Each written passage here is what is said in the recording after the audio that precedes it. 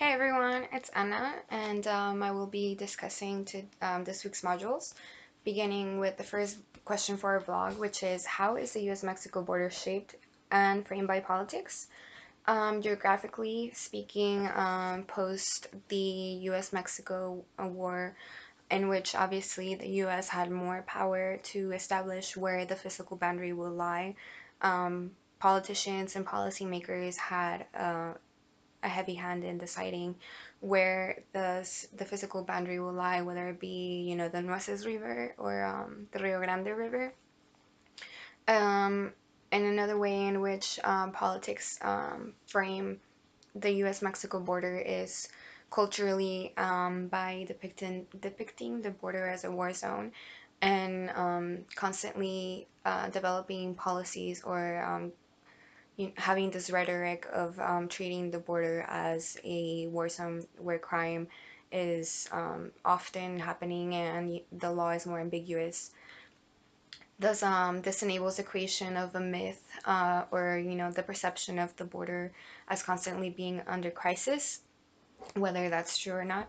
A good example of that would be how President Trump uses the caravans as a fear tactic to get people to support policies that would increase border patrol or funding or development of the wall, as well as which is as well as currently trying to talking about locking up all asylum seekers and thus shaping what is the connotated as the U.S.-Mexico border, with the end result of increasing border patrol agents and the militarization of the border. All of this done so through using immigrants as scapegoats for, according to the Dayani Cristal documentary that we watched, the most common ways in which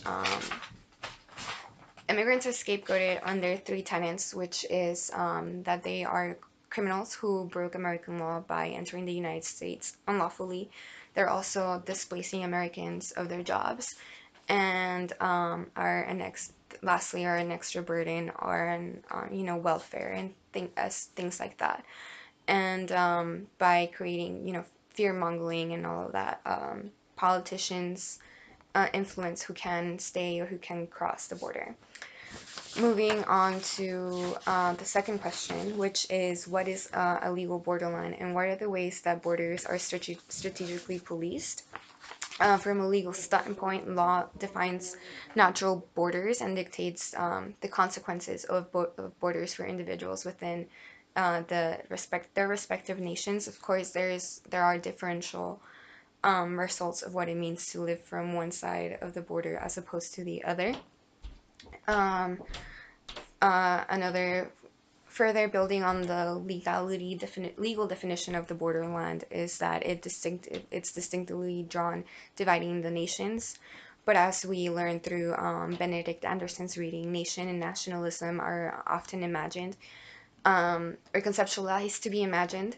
And Benedict Anderson expands on the ways that nations are imagined under several tenets, but most relevant to my argument is that um, members of a nation see themselves as to be living under the same community and be living under the same conditions, but these members of the community never meet each other.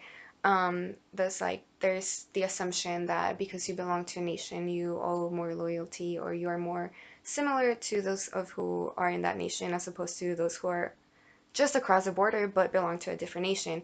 And well, I think that's problematic because stepping away from the definition of the legal borderlands culturally, we are different from decentralized powers of either nation being the U.S. or Mexico. And by that I mean that we are more similar, specifically using the El Paso Juarez region. The El Paso and Juarez are more similar to one another than El Paso will be to DC and Juarez will be to El DF.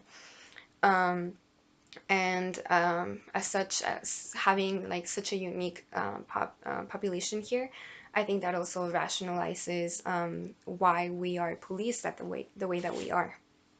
um, because our again because we are conceptualized to be at a war zone, and we are conceptualized immigrants are conceptualized to be immigrants. Immigrant communities are then allowed to be patrolled at higher levels, or as we learned through the documentary regarding Ezequiel Hernandez's death, Marines were deployed to Redford, Texas, so to the Texas-Mexico border in the 1990s, to look for drug traffickers, when we know that most drug traffic happens through truckings, thanks to NAFTA, and truck crossings, thanks to NAFTA, and things like that. So there was really no need for the Marines to be here to begin with, but that need is rationalized as we have criminals coming in, and they are coming into our legal territory. So those the legal definition of a borderline comes into play to police communities, which brings me to the last question. How does law enforcement help create national identity? Um, well, I think, from a social psychology perspective, having this um, us versus them mentality, and this connotation of belonging to an in-group, and wanting to stay away from out-group members.